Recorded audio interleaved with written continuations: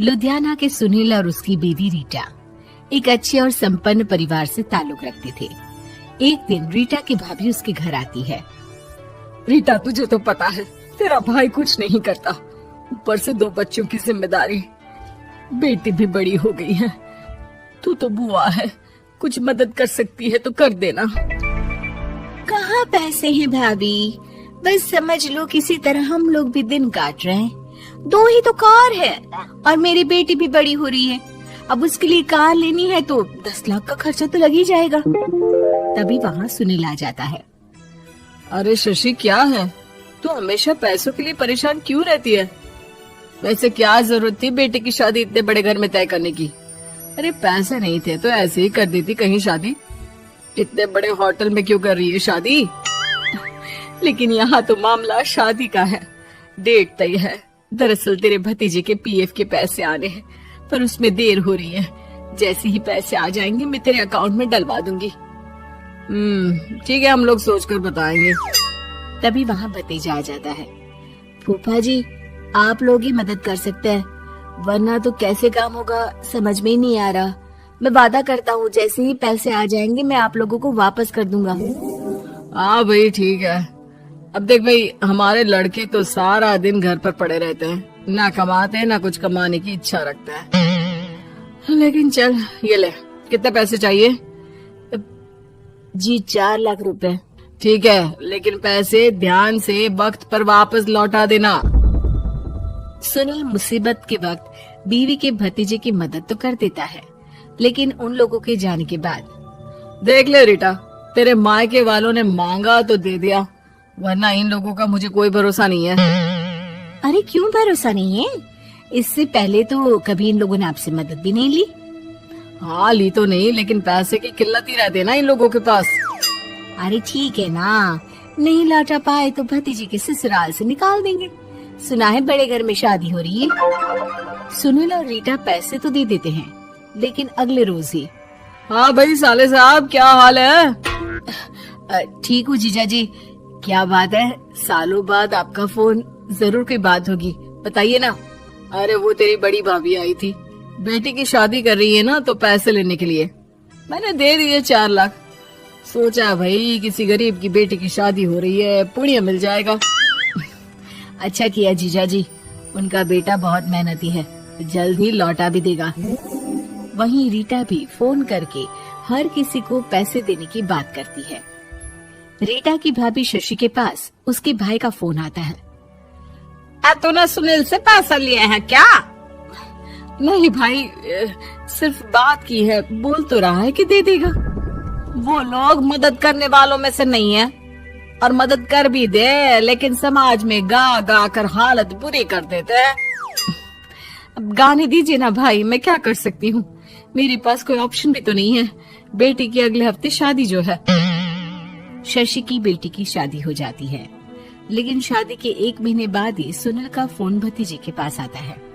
हाँ भाई, शादी तो हो गई हम लोगों की दुआ से। अब देख, ऐसा ही फायदा होता है पैसे वाले रिश्तेदार हो तो। तेरे वक्त पर हम कैसे खड़े हो गए थे, लेकिन अब पैसा लौटा दे भाई। जी मैंने पीएफ के लिए अप्लाई कर दिया था, उसकी नोटिफिकेशंस मैं आपको भी भेज देता हूँ। मुझे लगता है 10 दिन में पैसे आ जाना चाहिए। जैसे ही पैसा आएगा मैं आपके अकाउंट में डाल दूंगा। और ना जी ना, कोई नोटिफिकेशन नहीं चाहिए, पैसा चाहिए, पैसा। ठीक है अंकल, बस 10 दिन का समय दे दीजिए। अभी हफ्ता भी पूरा नहीं होता कि भतीजे के पास उसके गांव के दूर के चाचा का फोन आता है।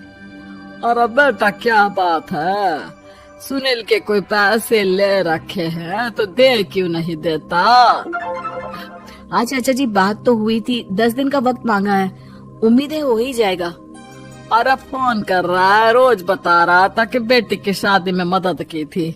अब क्या है ना, भले ही शादी 10 दिन रोक देते, लेकिन सुनील से मदद नहीं लेनी चाहिए थी। याद है ना, मधु की मदद करके कितना बदनाम कर दिया था उसने पूरे घर को सोसाइटी में। हाँ चाचा जी, मैं भी यही सोच रहा था कि उन लोगों से मदद नहीं लेनी चाहिए थी।